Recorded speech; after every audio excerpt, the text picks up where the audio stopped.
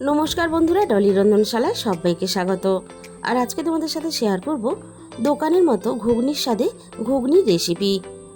Special মশলা বানিয়ে আজকের এই ঘুগনির রেসিপিটা তোমাদের সাথে আমি শেয়ার করব। আর এই ঘুগনির রেসিপিটা বানানোর জন্য আমি এখানে দুটো আলু নিয়েছি। এবার আমি আলুগুলোকে কেটে নেব। দোকানে আমরা যখন ঘুগনি কিনে খাই খেতে কিন্তু দারুণ লাগে, তাই আজকে আমি তোমাদের সাথে ঠিক একেবারে দোকানের মতো স্বাদে ঘুগনি রেসিপি শেয়ার করব। আর ঘরে থাকা সমস্ত উপকরণ দিয়ে কোনো রকম ঝামেলা ছাড়াই তোমরা এই রেসিপিটা খুব সহজেই বানিয়ে নিতে পারবে।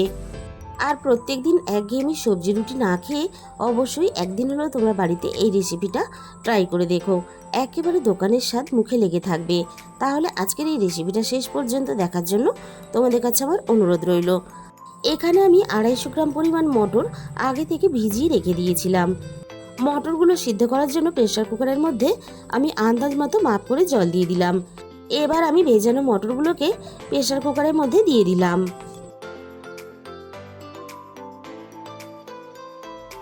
আর আলু আর মটর আমি একসাথেই সিদ্ধ করে নেব, তার জন্য আমি প্রেসার কুকারের মধ্যে আলুগুলোকেও দিয়ে দিলাম। আর ঘুগনির জন্য আমি আমার প্রয়োজন মতো আলু ব্যবহার করেছি, তোমরা তোমাদের প্রয়োজন মতো আলুর পরিমাণ বাড়িয়ে বা কমিয়ে নিতে পারো। এবার আমি এখানে দিয়ে দিলাম স্বাদ মতো লবণ, আর আমি দিয়ে দিলাম হাফ চামচের একটু কম হলুদ গুঁড়ো।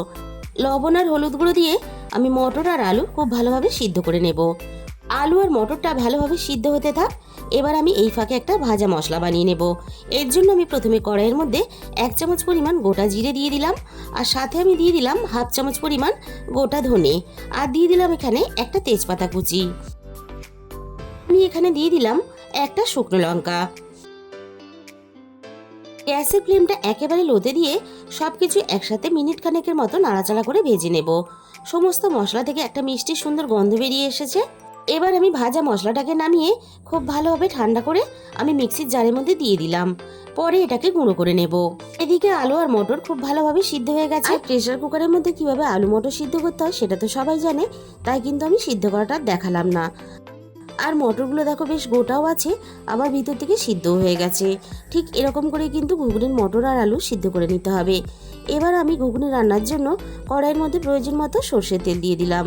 তেলটাকে খুব ভালোভাবে গরম করে নিয়ে আমি এখানে ফোড়নে হাফ চামচ পরিমাণ গোটা জিরে দিয়ে দিলাম, আর সাথে আমি দিয়ে দিলাম একটা তেজপাতা কুচি। আগে থেকে আমি একটা বড় সাইজের পেঁয়াজ কেটে রেখে দিয়েছিলাম। পেঁয়াজ কুচিগুলো এবার আমি তেলের মধ্যে দিয়ে দেবো। আর ঘুগনি রান্না করার জন্য পেঁয়াজের পরিমাণটা একটু বেশি দেবে, তাহলে খেতে ভালো লাগবে। এবার আমি পেঁয়াজ কুচিগুলো ফোড়নের সাথে নাড়াচাড়া করে বেশ লালচে করে ভেজে নেব।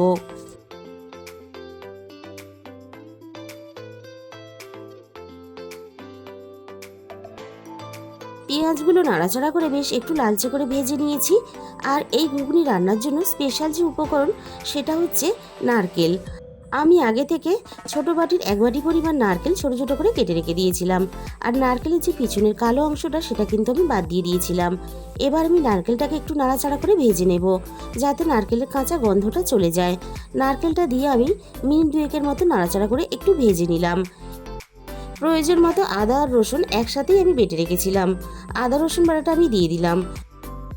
আমি এখানে আদা আর রসুনটা থেতো করে রান্নার মধ্যে ব্যবহার করেছি, তোমরা চাইলে কিন্তু এটাকে বেটেও নিতে পারো।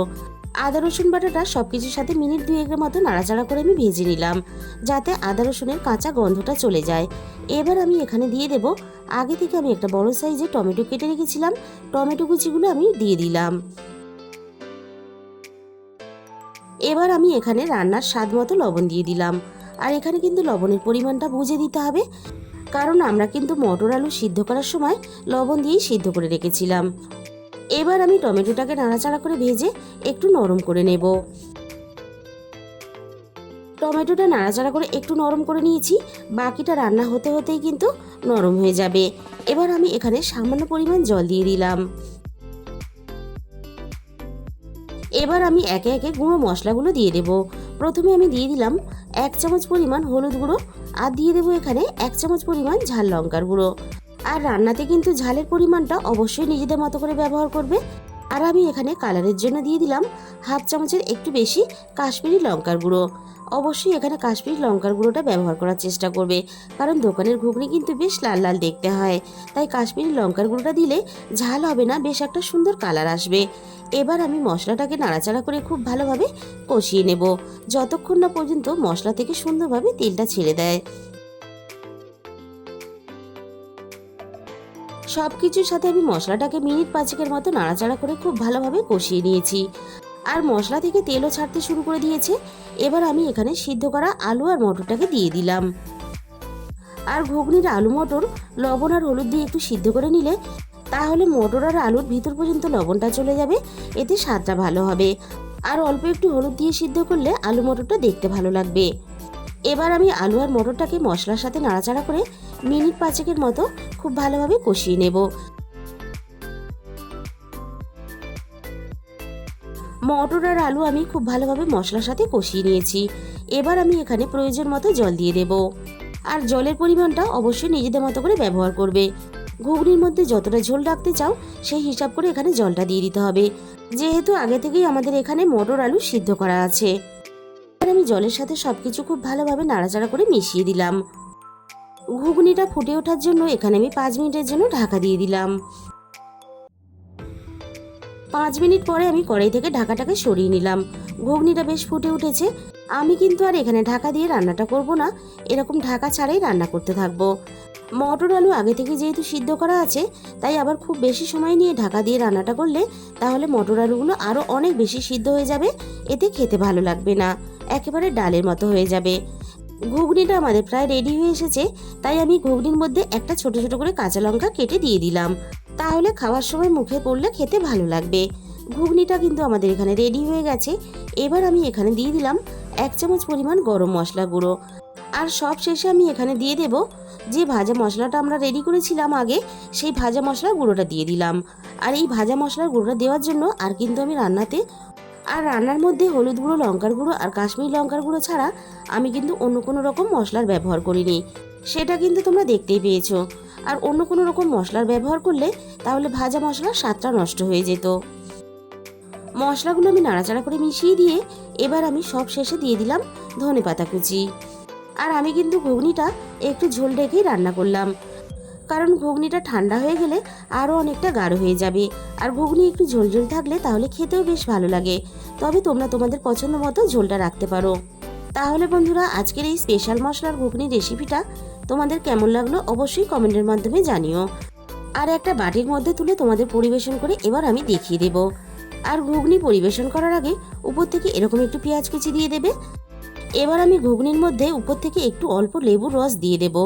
একেবারে দোকানের সাথে ঘুগনি কিন্তু আমাদের এখানে রেডি হয়ে গেল। তাহলে বন্ধুরা, আজকের রেসিপিটা ভালো লাগলে প্লিজ একটা ভিডিওতে লাইক করে দিও, আর প্রচুর প্রচুর নিজেদের বন্ধুদের মধ্যে শেয়ার করে দিও।